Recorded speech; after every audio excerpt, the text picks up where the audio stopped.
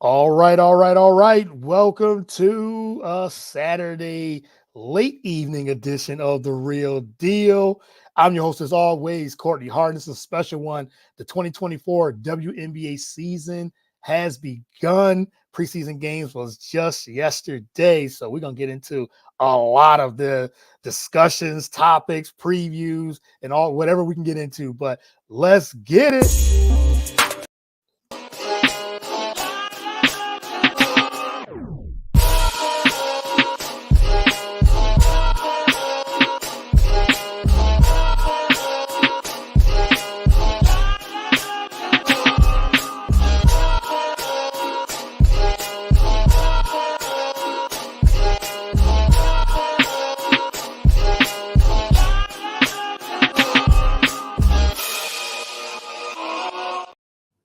All right. Once again, welcome to the special edition of The Real Deal. I'm your host, as always, Courtney Harden.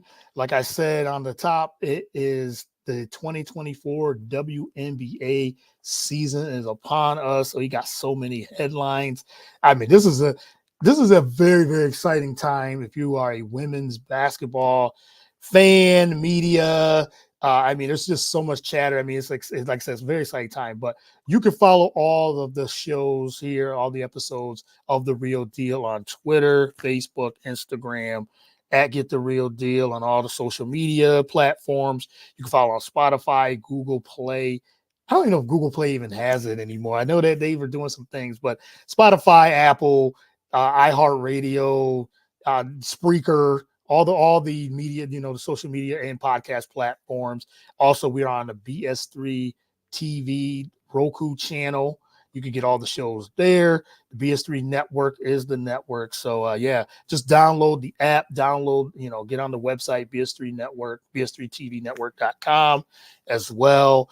Shout out to the entire network, entire team there. But I have a very, very special guest. Not going to keep her waiting. I know she's got a lot to say, and I always enjoy her takes, her opinions. As I said, this is the 2024. I'm doing a series, 2024 WNBA season preview headlines again, and this woman is locked in. Like she's like locked into women's sports, not just women's sports, but women's sports particularly.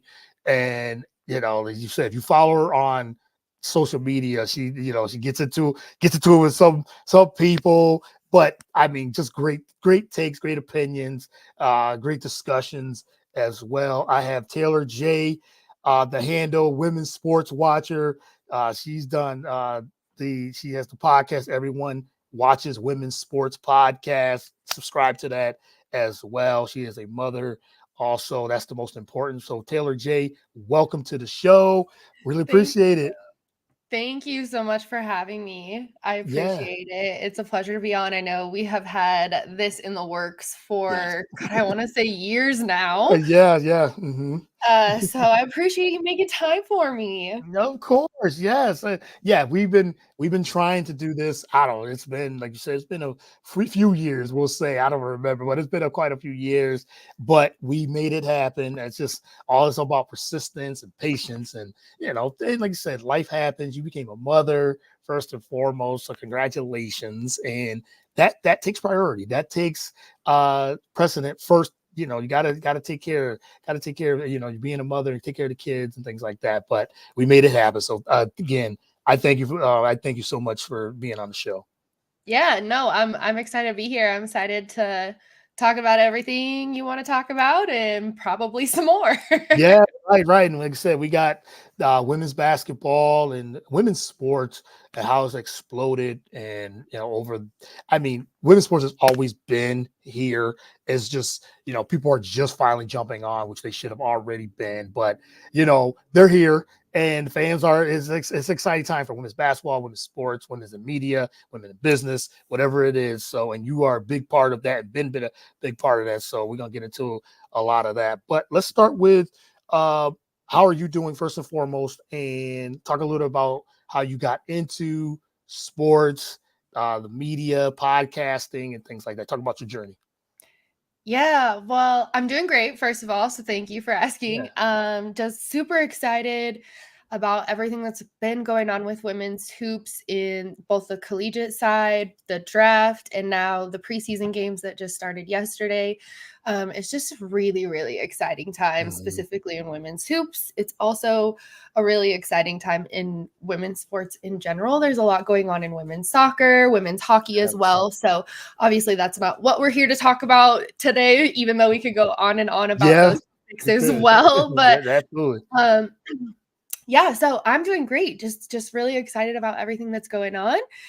And background, it's multifaceted, very, very detailed background, both in the media side and just like the basketball side in general.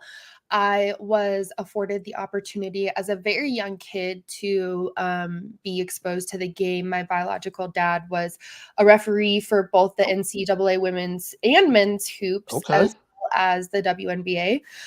Even did some NBA training camp stuff, but just mainly on the women's side. So I was exposed to that from a really young age. I got to see, Jackie Stiles, Tuli Bevilacqua, some of those awesome women that played for the Portland Fire back in the day. Wow, yeah. I'm dating myself when I was very young in those days. And obviously my dad being a referee got to see, some of like the insider stuff, got, to attend, scrimmages and just various things that a lot of people don't necessarily get the public opportunity to attend. And so that was kind of the introduction to just hoops as like in viewership. And then growing up, really Pat Summitt was the start of it all for me. Specifically Kara Lawson era. I just remember just being glued to the TV watching Kara Lawson, and of course the generation right after that with Candace Parker coming in right after Kara Lawson left, and then transitioning that love for watching greatness to watching UConn's era happen throughout Gino's 11 championships that he has won. So really, when I was little, Tennessee and UConn were the two that really pulled me into it, as just somebody that just was so passionate about watching it and finding players to love. Obviously, Candace Parker, we are probably going to talk about it later on, but just leaving a legacy of greatness behind. And she was I sobbed.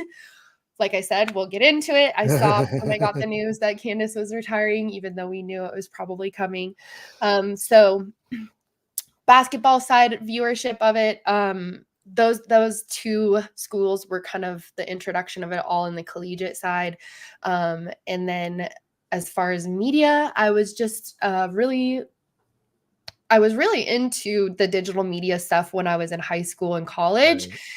Got the opportunity to learn a lot of different things and programs, and just, essentially got the basics enough to do it on my own. And kind of like I talked about just a few days ago on the Bonafide Her podcast that I used to do, as the Sports Talk Mostly podcast, which was all sports, men and women, and kind of just decided I don't even watch men's sports enough to even really talk about it anymore. So decided that if I was going to keep something like that going, that it would really just serve my best interest and just my passion bubble to kind of keep it geared towards women's sports. So specifically women's hoops. Obviously it's everyone watches women's sports, but my specific passion is women's hoops. So there tends to be a little bit of a bias towards hoops. But so yeah, that's just kind of the background where I am now. And yeah, I just have so much passion for women's sports, women's hoops specifically. And it's so nice that within the digital age, we have platforms to connect and find other people who are into it and talk about it and argue about it. So yeah, I just am excited that there's so many more people that are ready to have that conversation right now.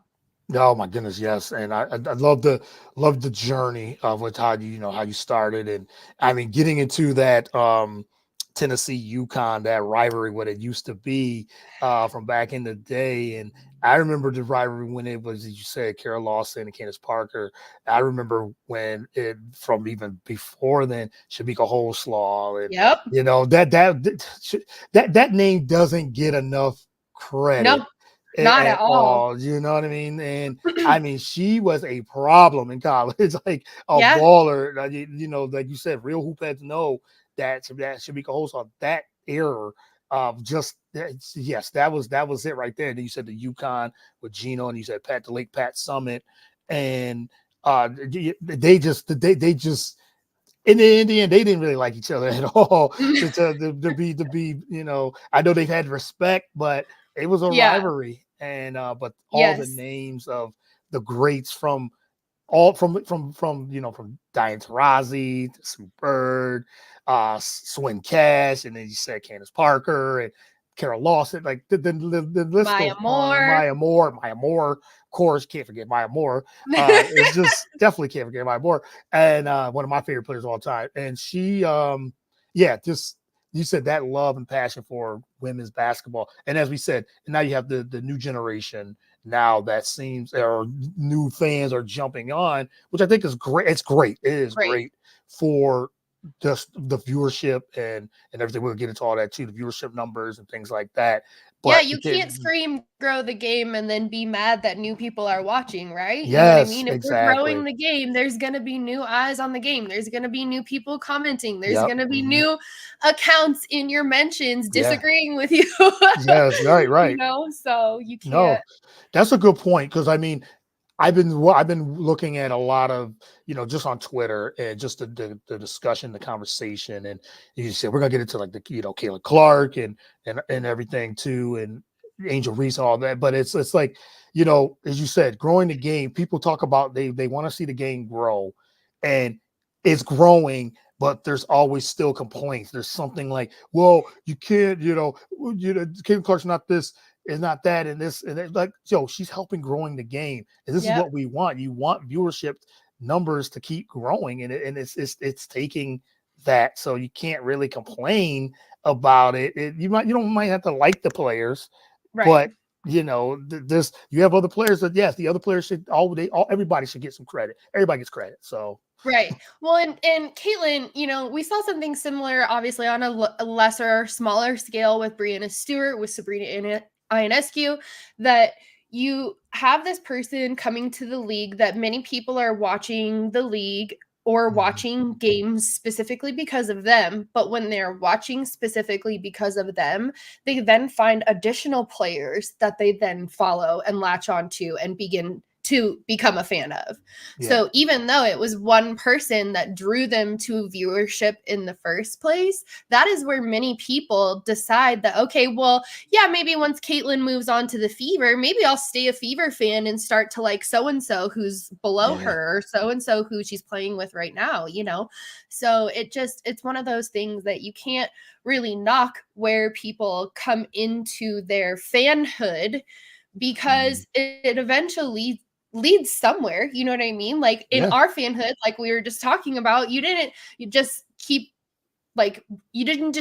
watching one person or keep rooting for one person. It led to right, loving this person and this person yeah. and this team and this team and that person. You know what I mean? So Right, right. And then there's and no then rules to no, fanhood. You can't police people's fanhood. no, you cannot. And it just and I know yes, the media has something they their part where okay, they might just focus on one player, and I think that's where some fans are getting upset about. Yeah, it's the entire collective. It's not just Yep. yes, it's just that's part of the media. It's not the players.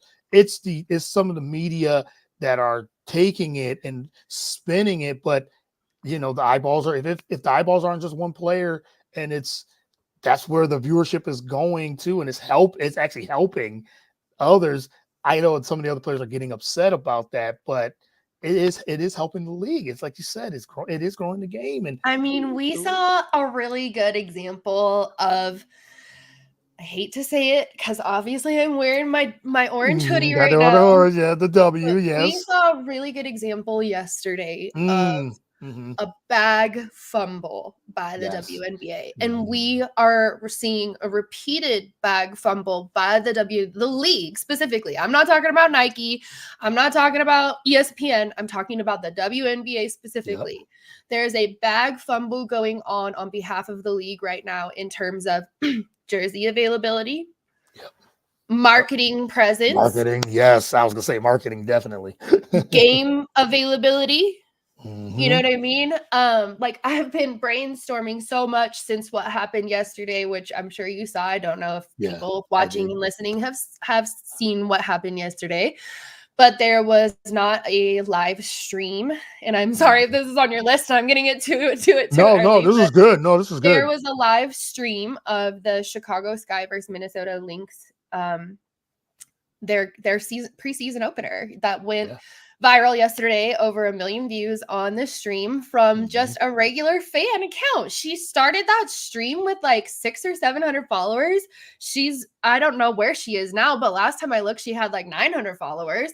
Yeah. And that was a fan account who live streamed the whole entire game because it was not available on a network broadcast anywhere. Not a local broadcast, not a WNBA Not broadcast, even the app. Not even the WNBA not app. even in the app. There was Yeah. no level of broadcast Mhm. availability for that game whatsoever. And as many people were saying, it should have been, because you had two of the top WNBA draft picks from the draft that just happened 2 weeks ago making their Yep.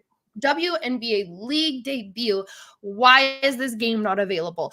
Second of all, why is the game at the same time as the other game? Why don't you make viewership records for both of them and stagger the game so people can watch both and Both, stream them yes. both, make money off them both, represent players from all four teams? You know what I mean? Yes. Yes.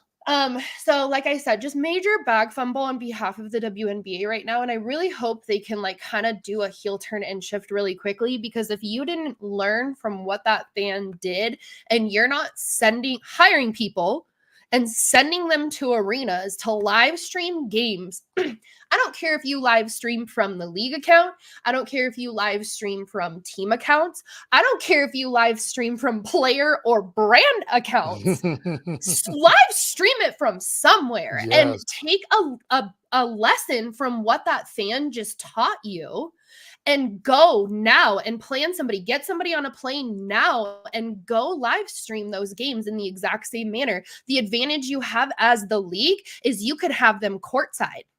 Yes. You know what I Exactly. mean? And so Yep. there's a huge bag fumble going on by the league right now, and it can really hope. I really hope they course correct soon. And I see somebody in the comments, hi Mike, saying that the live stream had some excitement that they weren't expecting, and I agree. You know what I mean? Like Yep. huge missed opportunity that the league. I hope they take an example from that and apply it immediately, because last I checked, a tripod on Amazon is like $28.99. We've all got a phone. Yep. Mhm. You know Mhm. what I mean? Yeah. Like, set it up, you know what I mean? And like I just said, as the league, the advantage you have is that you can put this person courtside. You know what I Yes. mean? Shoot, pay hey it's Allie. That's Yes. the girl that it was. Pay That hey was. it's Yep. Allie. Get her down to the Minnesota Lynx courtside and get her hired to go live stream them games. You Yeah. know, I Yes. already heard there was coaches Mhm. sending her money. Dawn Staley sent her money. There Australia. was Yep. fans sending her money. Like, Yep. the people are teaching you a lesson right now, WNBA. You Yes. know, And they better so pay attention, because you're right. And I agree with everything you said. And I was just saying that I was talking and tweeting about this, and it's like they could take, like you said, the person that did it, that had live streamed it, we said over 1 million views. The WNBA could have, like, that the marketing. And I agree with Mike Patton. And thanks for tuning in always. yeah. Hi, Mike. Yes, thank you. And he says, I wish I could get hired by. I said the same exact thing. Like, marketing, like Yeah. it's we have the ideas. And I'm sure Also, I others. saw there was another, oh, hang on, I've got her at Jamila J NBA. She's an Atlanta Hawks reporter, and she Yes. tweeted Mhm. out earlier how And I gotta give her props. I couldn't do it for 3 seasons doing something that I'm paying out of my own pocket to do and not getting paid for. So props to her for doing that for 3 seasons. She was covering the Atlanta Dream, paying for her own travel, paying for her own tickets, and covering the Atlanta Dream without pay. And like, if you're the league, go contact her right now, put a phone and a tripod in her hand, get her to Atlanta Dream games and stream them. You know what I mean? The Atlanta Yes. Dream have what? Two games on ESPN all season, something like that. I saw a tweet earlier, Yeah. So I don't know. There's so many people who have been covering the league that have never gotten paid for it, that you have a huge opportunity right now. Go contact those people and put them in a position to make their bag and get your marketing game up as the league. Within 2 weeks, you could fix this problem. You can really fix this problem. You said you just need a creative person regarding graphics to help your boy with the ideas, and I surely be able to get to people. Yeah, we can probably join forces with some people on Twitter. I have some insane graphics people on Twitter. I know I'm thinking of somebody in my group chat right now. Actually, he makes some crazy shirts. Like there is some crazy talented people just in the helm of like WNBA women's basketball Twitter in general. So yeah, and then they got the networks are jumping, and we had Ion last year. They jumped on for Friday nights, and I was watching games from there. Hopefully, Amazon, you can get I mean, there's so many different, and that's what goes into the growth of women's basketball, women's sports. And I always say, people used to always ask, well, how can the viewership keep going up? I said, well, you have major networks that invest. They will watch. People love competition, no matter who it is, and everything. You just have to have networks and marketing invest in this great product of women's basketball from the college, from the collegiate level to the professional level. And as we see, when people come to watch, it explodes, and that's what it is. You get almost 20 million viewers for the Final Four or for the championship game. And that's all it is. It's translating to the to the W now. Yeah. I was like thinking about it earlier because there's Miel Organics is one of the brands that Angel Reese is sponsored by, and they gave all the WNBA draftees like a swag bag or whatever for the draft. You could easily live stream from like their account. You know what I mean? Do like a joint WNBA Miel Organics live stream, and like both brands and companies get followers from it. The women get their exposure. Like the fans get to watch it. Everybody wins. Like, what do you lose from doing that? So, I need somebody to at Kathy with a clip of this and tell her this is what the fans want, because you have to fix this problem now. This is not something that can wait until next season. And Mike just hit the nail right on the head. There's a new TV deal that's coming up that's going to be huge for the WNBA. Great. What are you doing until that deal comes through?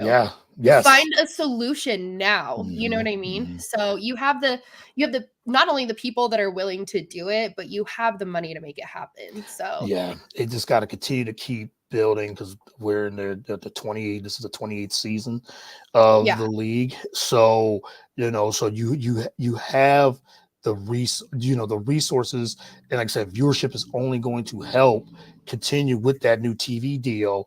Gonna be huge. So you just got to keep getting investments and investors and networks to continue to keep growing the league, because now you have this new rookie class in itself. Let's transition to that too. The new rookie class is insane.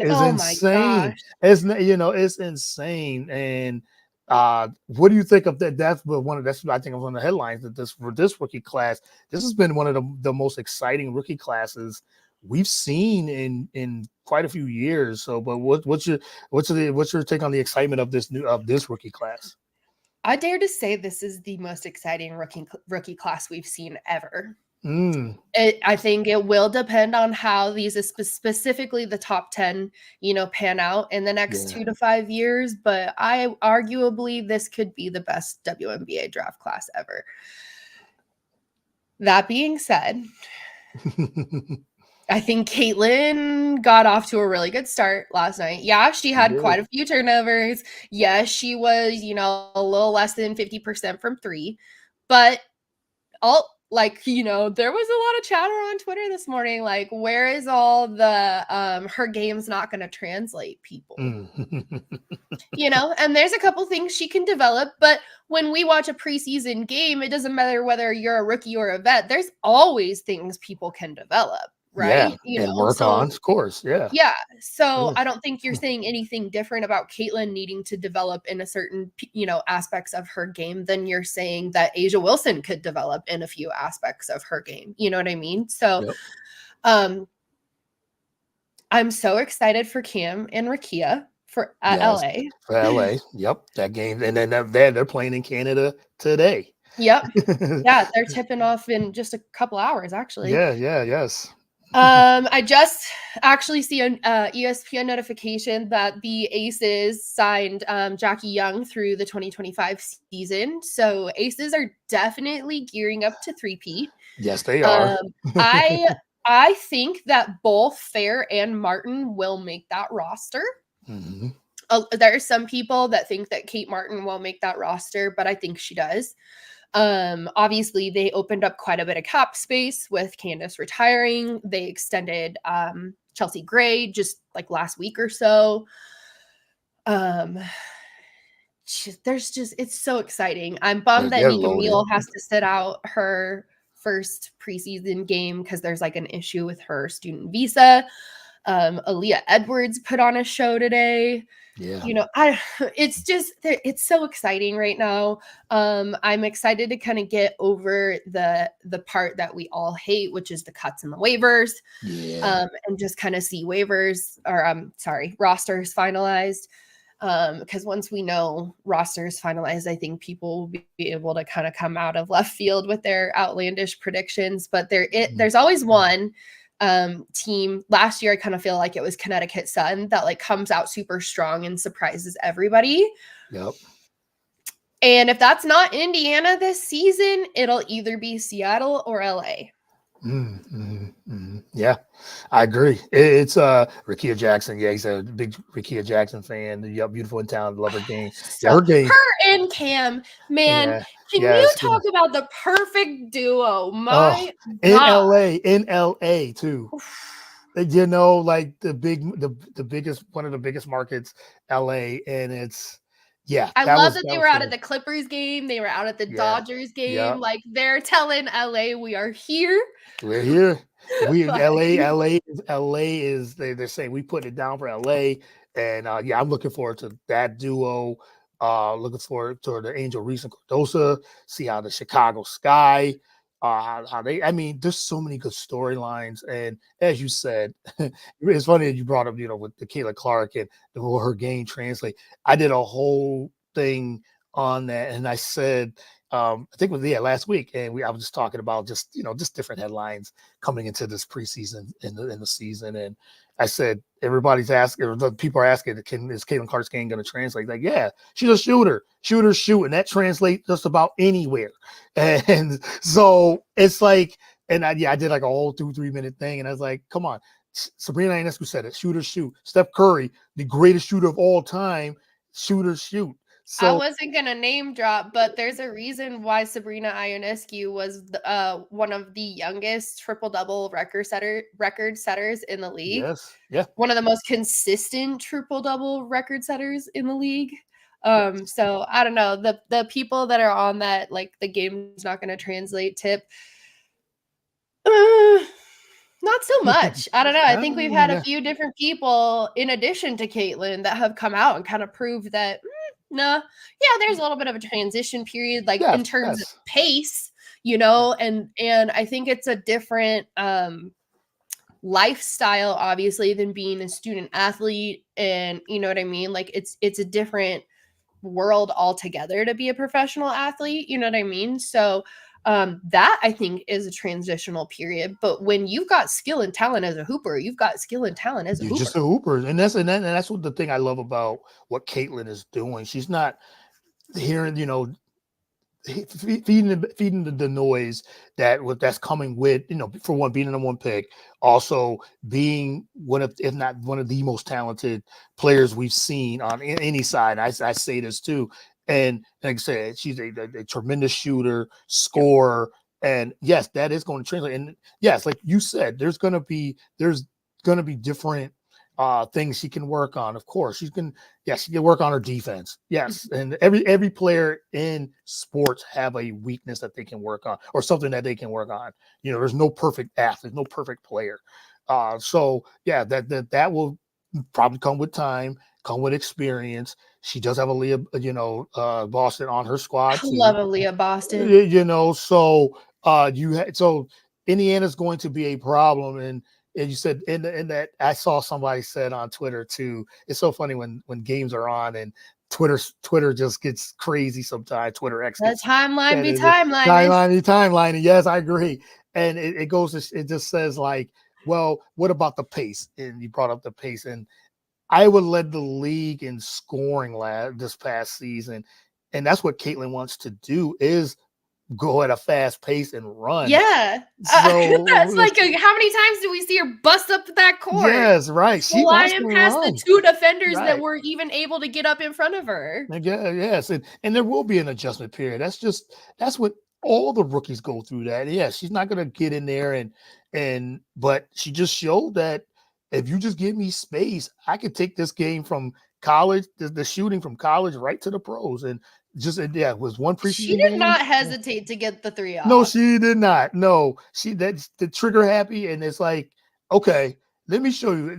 I got range from we're 30 feet, 30 plus. So you got to get me at half court Yeah. before I can start, So, and we're in all the threes, we're in all, but Caitlin's just got game. So I love it. So Well, and I I like I was it. in a space last night, and somebody made a really good point about the last shot of the game that Caitlin. You could tell she was assigned that shot. That is not her typical spot that she Mhm. usually takes a 3 look from.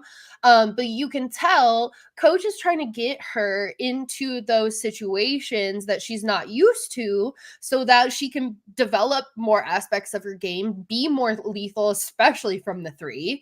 Yeah. She did take a couple of mid-range floaters last night, and that's one of the biggest critiques that I saw from her collegiate game, that she needed to develop some sort of a mid-range jump shot, something in the paint within the Yeah. perimeter. She Yep. did not really have that, in her arsenal, but you can tell that they're starting to force her, especially, at practice and things like that, that when it's just a team, they're starting to force her into those looks because they forced her into that look at the very last second last night, Yeah. so Yeah. It's when all you're about it. put in those situations in real time, it comes quick. Yeah. So if we Yeah. see Caitlin in the corner with a buzzer beater look again, I'll bet she makes it. Ivan should knock it down too. She will knock that shot down. And as Yeah. you said, shoot or shoot.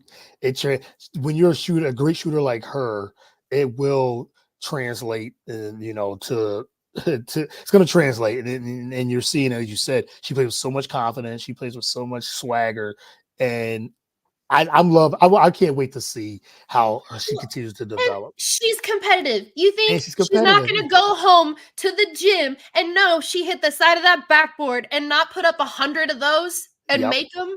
Come Come on. on. Yes, exactly. I'm with you on that. I'm totally with you on that. I'm looking forward to, like you said, to all the rookies this season and see how they do. But let's bring up the aces, as you talked about their roster being so loaded and everything too. In your opinion, can anyone even contend? You know what's interesting? Before you answer that, I'm looking at the Liberty from last year and how they built their team, and there was they was the super team that was being built and everything too. Not a lot of chatter about them this upcoming season. And I'm sure they kind of like that. They're flying a little under the radar a little They bit. So, are. and I know they're probably thinking, hey, that's good. Now there was a lot of hype going into last season. Can they, will they be the team out of which they were? They were the team that represented against the Aces. The Aces was just a better overall team. Yeah. And just they're loaded again. But what do you think of the Liberty and not so much chatter this upcoming season? And in your opinion, will the Aces will they three-peat? I think it's too early for us to know if they're going to three-peat, just True. because I really think there's going to be one or two sneaker teams that come through and really surprise everybody. Plus, I know Connecticut is also going to be competitive. Specifically in terms of New York, I feel like those teams that I just named are the reason why we're not hearing a lot of chatter about New York right now, especially because there's so much chatter about the Fever specifically. But the real hoop fans who really know what the landscape is and who's got which weapons, we're like the Fever, they might be competitive, but most people are not even anticipating the Fever to make playoffs. Right. So, I think that the Aces have a very good chance to three-peat.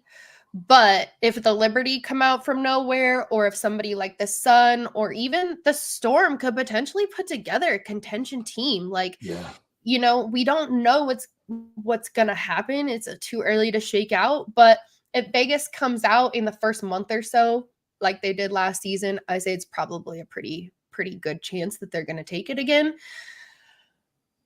But it could be one of those things that, how long can you keep a good thing going? You know what I mean? Sometimes when you keep all the same pieces in place, even though it's working out, like somebody has an off season or an off game and can't fill the role the way that they had previously, then things start to kind of get, shifty and fall apart a little bit. So I don't know.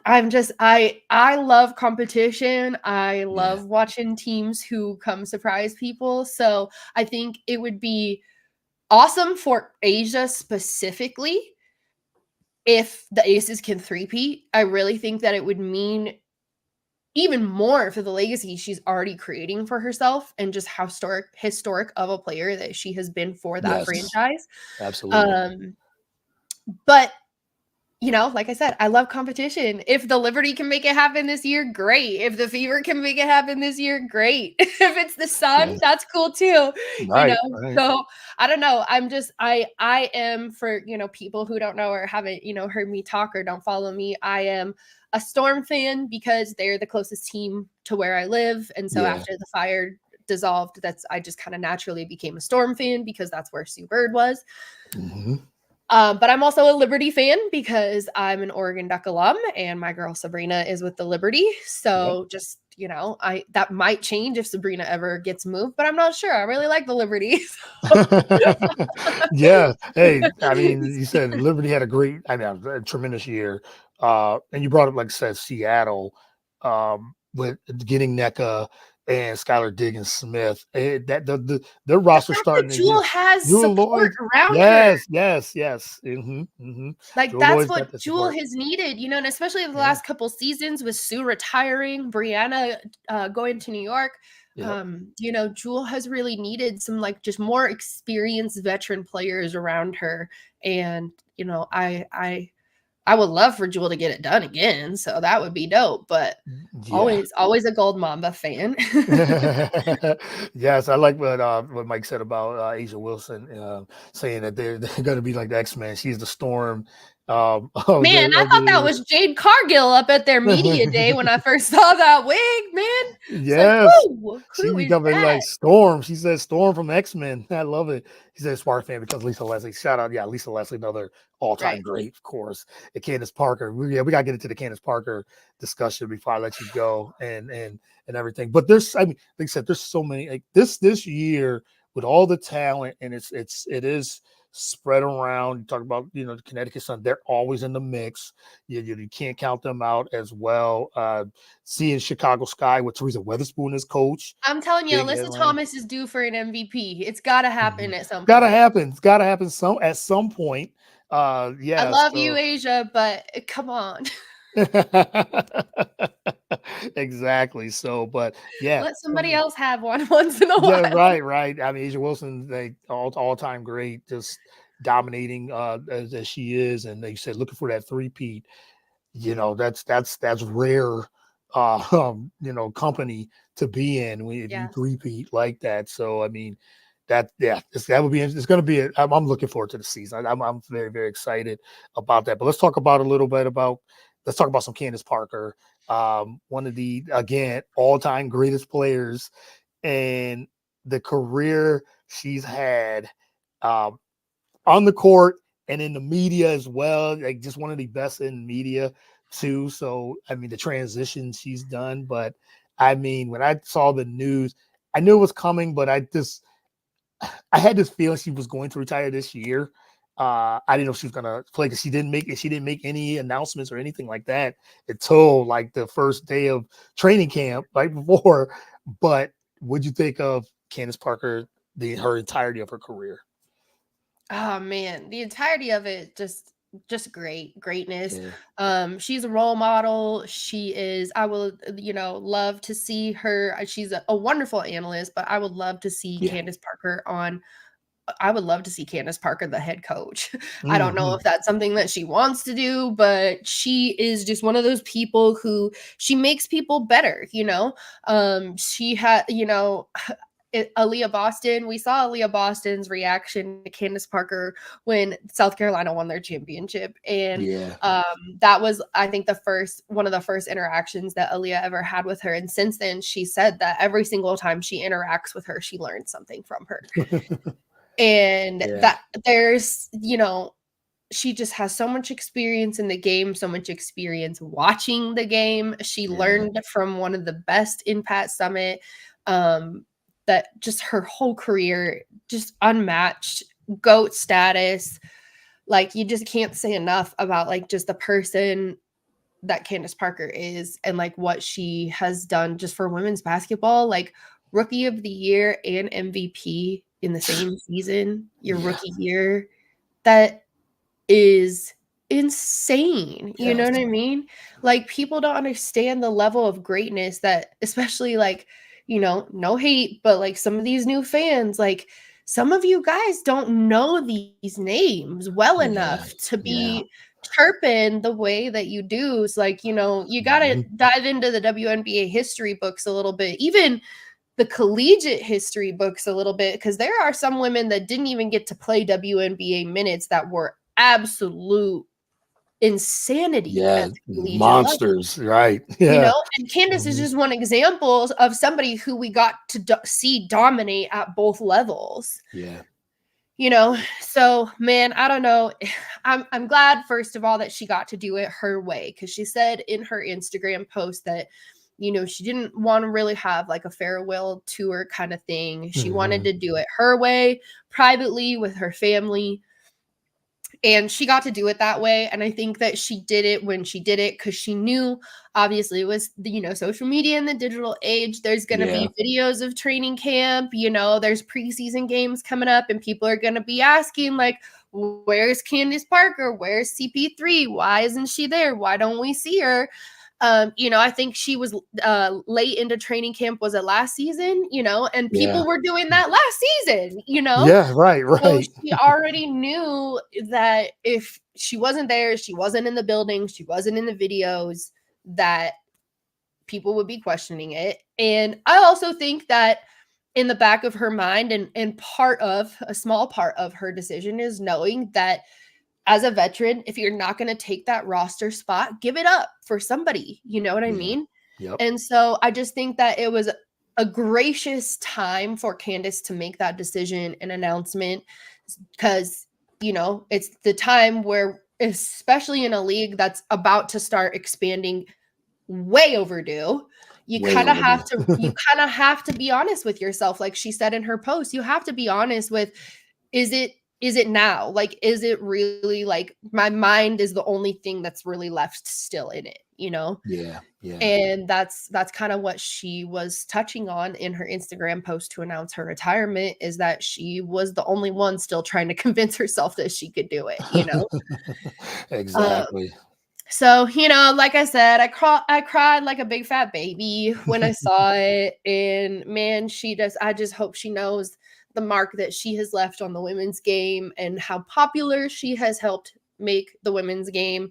And just like, she has inspired a generation of fans. Like, Yeah. almost everybody that's in my age group on WNBA women's basketball Twitter, uh, like maybe 1 in 10 isn't a Candace Parker fan.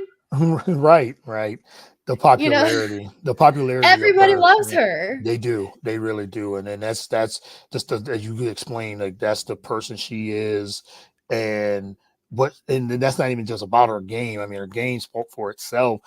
You said, just MVP and Rookie of the Year in the same year. You knew this baller was about to be like a problem coming, and that was even before winning those national championships in 07, 08. And just she was just so dominant. 6'4", handle like a guard.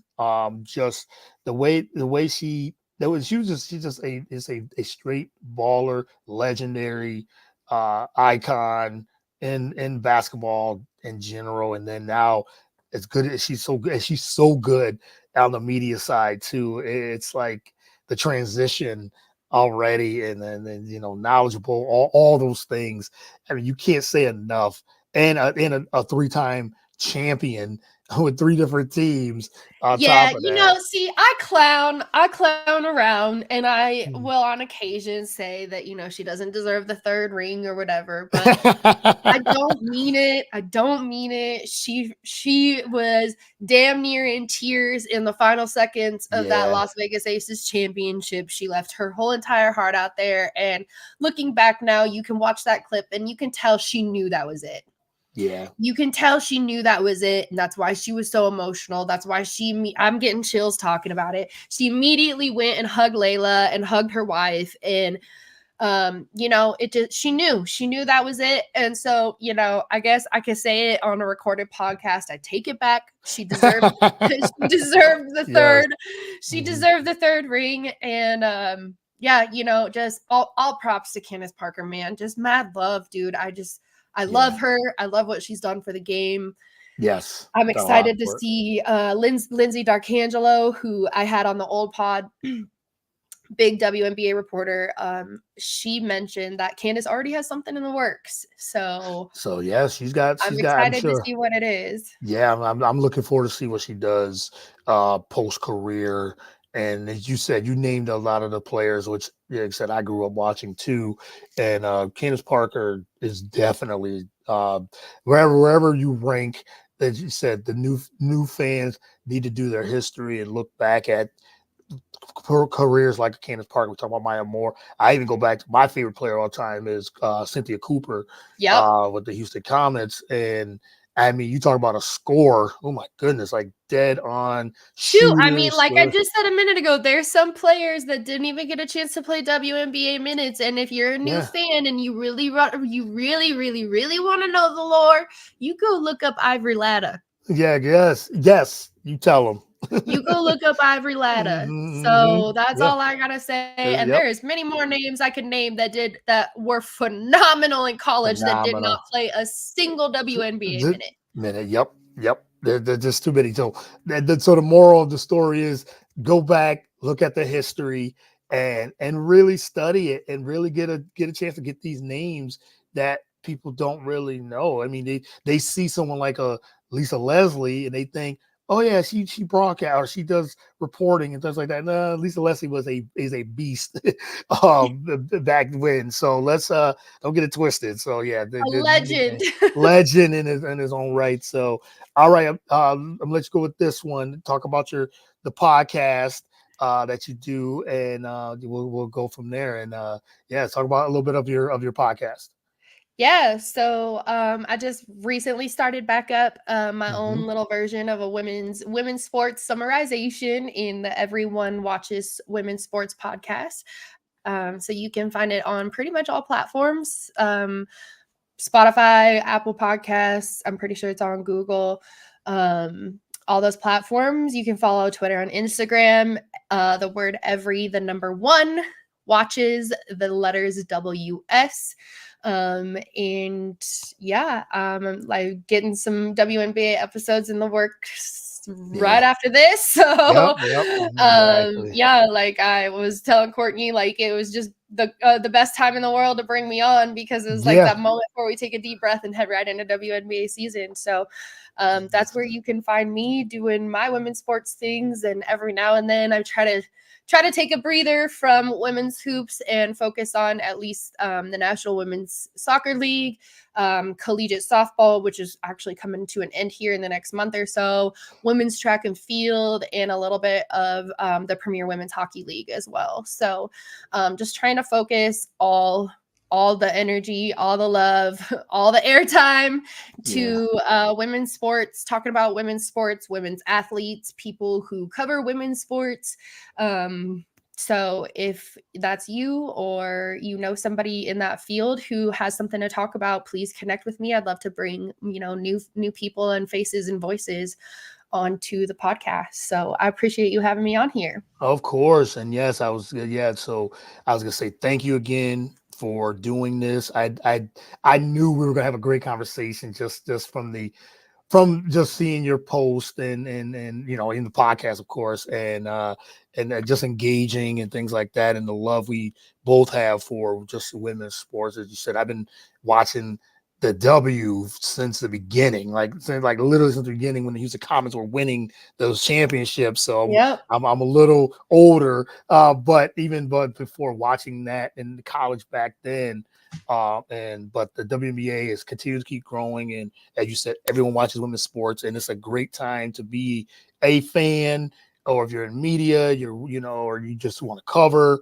But if you're a fan, jump on, because it's not going anywhere. It's not going anywhere. It's going to continue to keep it's pushing the boundaries, keep growing, and I just love seeing how it has grown and things like that. And we can always talk about, it should have been here, this and that. Yes, it can, but it's not about that. It's about just continue to keep growing the game, as you said. And but Taylor, I really appreciate you coming on. We got to do this again. We definitely have to do this. Yeah. Even on your platform. There's so much to talk about. There's never enough time. There's never enough time. We could have talked for hours. And I know you said you got a show coming up, and it's the weekend too. So, you don't want to always be on a podcast for 5-6 hours, even though we can. But shoot, I'd even try not to let the spaces run that long, man. Yeah, I know, right? It's hard. It's hard. Sometimes those spaces go a couple hours, and it's like, we're still here. So, but I try to keep this. I want to keep this an hour less, at least. So, but I appreciate what you do, and again, thank you for your time, and absolutely appreciate, like I said, appreciate what you're doing for the women's game, and continue to keep growing it, and continue to keep supporting and pushing it on the digital platforms as well. So likewise, you're the one having me on here talking about it, so I appreciate that. You're welcome. You're very welcome. I thank you again, and enjoy the rest of the weekend, and enjoy these games, because now we're here full swing. Now you said you got the game in Canada today in the next hour or so, next hour and a half, and I'm looking forward to all the coverage and look forward to what you got coming up. So thank you. Yeah, thank you. All right, have a good one. You too. Bye. Bye. That is a wrap for the show. That was Taelor Jae on. Can't thank her enough. She is plugged in all women's sports. As you said, women's basketball on the national and professional collegiate level. Follow her on Twitter, and also follow the podcast. Everyone watches Women's Sports Podcast, and it's Taelor Jae. It's TaelorJae _, and it's Everyone Watches Womensports.com. Again, thank you guys that tuned in. Thank you for the comments.